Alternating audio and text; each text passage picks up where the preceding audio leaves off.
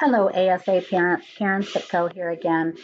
In a follow-up video to our last video where I showed you how to make sure your child is logged in. And again, to do that, you're going to make sure you kind of hover over this either initial or avatar or silhouette. Tap on it. This is going to tell you who is logged in. And if you've added users like I showed you before, you can toggle between users here. Okay, so we know that my friend Hayden, who's a first grader, is logged in, and I'm using his account with his mom's permission. The student accounts, the elementary accounts, will open to this page. So this might give you some ideas of things to do with your child too when they're done with their schoolwork, or if you just need extra things for them to do that are a little more educational.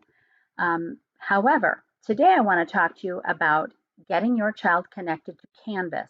Sometimes it's easier than you toggling through your Canvas account and then trying to get them access to their files. So if you look in their bookmarks, if they are signed into Chrome and you look in their dogrschools.org bookmark, Canvas is one of our choices. So you're going to tap on Canvas. This is a student, not a parent, because remember, we're logged in as the student. So you're going to tap on Login for Staff and Students, agree to the acceptable use policy. You can feel free to tap on these links in order to read it if you choose. And this is how easy it is to get your child connected to Canvas. So now we're connected. If I tap on his course, now your child might have more than one course depending on the grade level.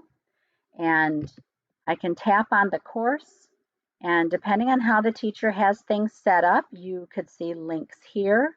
You can, I'm sure on the home page, your teacher is going to explain to you where you need to go here to find what you need to help your child complete their assignments.